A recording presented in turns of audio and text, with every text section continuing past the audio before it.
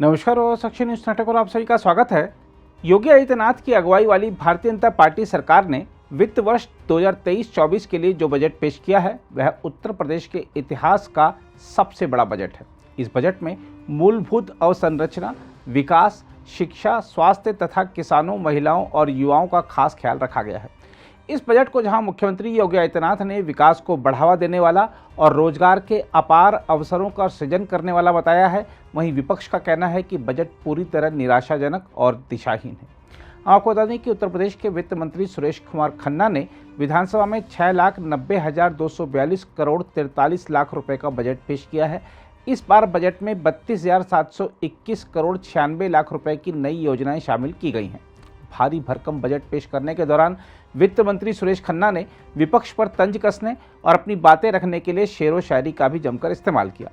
वित्त मंत्री ने विधानसभा में अपने बजट भाषण में पूर्ववर्ती विपक्षी सरकारों पर निशाना साधते हुए कहा, हमारी सरकार के पहले की सरकारों का रवैया प्रदेश की धार्मिक व सांस्कृतिक धरोहरों के प्रति घोर उपेक्षा का रहा। उन्होंने कहा, प्रदेश में ऐसा माहौल बना दिया गया था कि अपनी धार्मिक आस्था को प्रकट करना अपराध की श्रेणी में आ गया था। उन्होंने कहा कि जब मुख्यमंत्री योगी आदित्यनाथ ने प्राचीन धार्मिक और सांस्कृतिक धरोहरों के पुनरुत्थान का अभियान प्रारंभ किया तो उनका विरोध भी किया गया। उन्होंने बजट भाषण में प्रधानमंत्री और मुख्यमंत्री के सबका साथ, सबका विकास, सबका विश्वास मंत्र का जिक्र करते हुए कहा, प्रदेश की त्वरित विकास यात्रा ने विरोधियों के स्वर को धीमा कर दिया है। यह इस बात का द्योतक है कि हमारी लोकतांत्रिक और पारदर्शी कार्यप्रणाली ने अवश्य ही सबको प्रभावित किया है। दूसरी ओर बजट की बड़ी बातों पर गौर करें तो इसमें मूलभूत अवसंरचना के विकास पर ध्यान केंद्रित किए जाने के साथ साथ किसानों, महिलाओं और युवाओं का भी खास ख्याल रखा गया है। बजट में स्वामी विवेकानंद युवा सशक्तिकरण योजना के पात्र छात्र छात्राओं को टैबलेट, स्मार्टफोन देने के लिए 3600 करोड़ रुपए का प्रावधान किया गया है।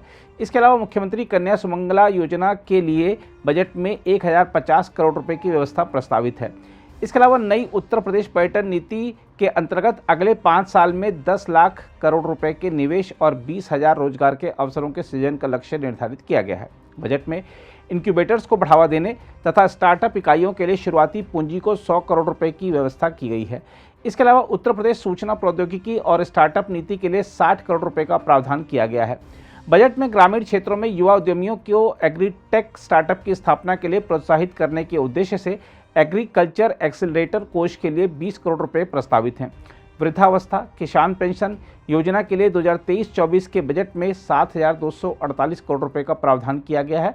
इसके अलावा असंगठित क्षेत्र के कर्मकारों के लिए संचालित मुख्यमंत्री जन आरोग्य योजना के मद में 100 करोड़ रुपए की व्यवस्था प्रस्तावित है। वर्ष 2023-24 के बजट में राष्ट्रीय ग्रामीण स्वास्थ्य मिशन के अंतर्गत विभिन्न कार्यक्रमों के संचालन के लिए 12,631 करोड़ रुपए की व्यवस्था प्रस्तावित है। इसके अलावा बजट में सड़क और सेतु निर्माण के लिए 21,159 करोड़ 62 लाख रुपए और सड़क और सेतु रखरखाव के लिए 6,209 करोड़ 50 लाख रुपए की व्यवस्था प्रस्तावित है। बुंदेलखंड एक्सप्रेसवे के साथ डिफेंस गलियारा परियोजना के लिए 550 करोड़ रुपए का प्रावधान किया गया है। साथ ही गोरखपुर लिंक एक्सप्रेसवे के दोनों तरफ गोरखपुर में औद्योगिक गलियारा विकसित करने के लिए 200 करोड़ रुपए की व्यवस्था प्रस्तावित है। दूसरी ओर जहां तक इस बजट पर आ रही प्रतिक्रियाओं की बात है तो आपको बता दें कि मुख्यमंत्री योगी आदित्यनाथ ने कहा है कि आज के बजट में जो घोषणाएं हुई हैं उसमें मुख्य रूप से प्रदेश में एक बड़ा भाग पूंजीगत व्यय के लिए है। उन्होंने कहा कि इसका मतलब प्रदेश में बुनियादी ढांचे के विकास पर वो धनराशि खर्च होगी जो प्रदेश में रोजगार सृजन में एक बड़ी भूमिका का निर्वहन करने जा रही है। यह बजट उत्तर प्रदेश को देश की सबसे बड़ी अर्थव्यवस्था के रूप में स्थापित करने के लिए और आदरणीय प्रधानमंत्री जी के विजन के अनुरूप उत्तर प्रदेश अगले 5 वर्ष के अंदर $1 ट्रिलियन की इकोनॉमी बने, इसके लिए यह बजट नींव का पत्थर साबित होगा। और इसी दृश्य को ध्यान में रख करके हम लोगों ने अमृत काल का यह प्रथम बजट प्रस्तुत किया है। मुझे बताते हुए प्रसन्नता है कि पिछले 6 वर्षों के अंदर प्रदेश ने जो बजट अपना प्रस्तुत किया है, आज जो बजट प्रस्तुत हुआ है 6,90,000 करोड़ रुपए से अधिक का बजट प्रस्तुत हुआ है। आप 16-17 में जो बजट प्रस्तुत हुआ था प्रदेश के अंदर, वह 3,40,000 करोड़ रुपए का था। आप देखेंगे पिछले 6 वर्ष के अंदर दुगने से अधिक की वृद्धि प्रदेश के बजट के लिए हुई है। इस दौरान प्रदेश की प्रति व्यक्ति आय दुगनी हुई है, दुगने से अधिक हुई है। प्रदेश की जीडीपी में बढ़ोतरी हुई, दुगने से अधिक की बढ़ोतरी हुई है। और इस दौरान हम लोगों ने प्रदेश के अंदर यह जो बजट के दायरे को बढ़ाया गया है, यह उत्तर प्रदेश के अनुरूप है। यह डबल इंजन सरकार की अर्थव्यवस्था को विस्तार देने की प्रतिबद्धता को भी दर्शाता है।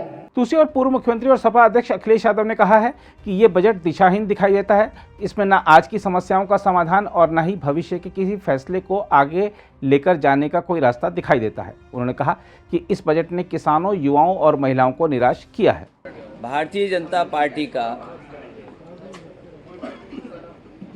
ये 7वां बजट है। जिस पार्टी की सरकार को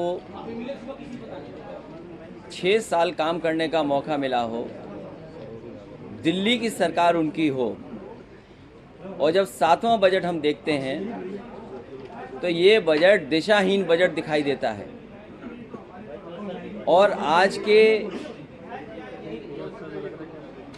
जो समस्या हैं, न आज की समस्याओं का समाधान और न भविष्य के किसी फैसले को आगे ले जाने का कोई रास्ता दिखता है। जिस प्रदेश में सबसे ज़्यादा आबादी गांव में रहती हो और खेती और किसानी पर निर्भर करती हो, किसानों को निराश किया है। जहां नौजवान उम्मीद लगा करके लगातार इस बैठे कि रोजगार नौकरी का कुछ रास्ते खुलेंगे, नौजवानों को निराश किया है, महिलाओं को निराश किया है इस बजट ने। और जैसा कि मैंने पहले कहा कि दिशाहीन बजट है। जो Bharatiya Janata party $1 trillion economy का सपना दिखाती हो, मैं आपसे कहना चाहता हूं कि ये वित्त मंत्री और मुख्यमंत्री दोनों कम से कम ये बताएं उत्तर प्रदेश की जनता को, जब मुख्यमंत्री जी ये सपना दिखा रहे हैं $1 ट्रिलियन इकोनॉमी का, तो उत्तर प्रदेश की ग्रोथ रेट क्या हो। जो आज की ग्रोथ रेट उत्तर प्रदेश की है, उससे $1 ट्रिलियन की इकोनॉमी कब बन पाएगी। जो ये शब्द बोलना, केवल 1 ट्रिलियन बोल देना, उससे मैं नहीं समझता हूं कि उत्तर प्रदेश की $1 ट्रिलियन इकोनॉमी पहुंच पाएगी। अगर आप भी लेना चाहते हैं देश दुनिया की तमाम जानकारी, तो आज ही सब्सक्राइब करें हमारे चैनल को। साथ ही नीचे दिए बेल आइकन को जरूर दबाएं ताकि हर अपडेट आप तक पहुंच सके।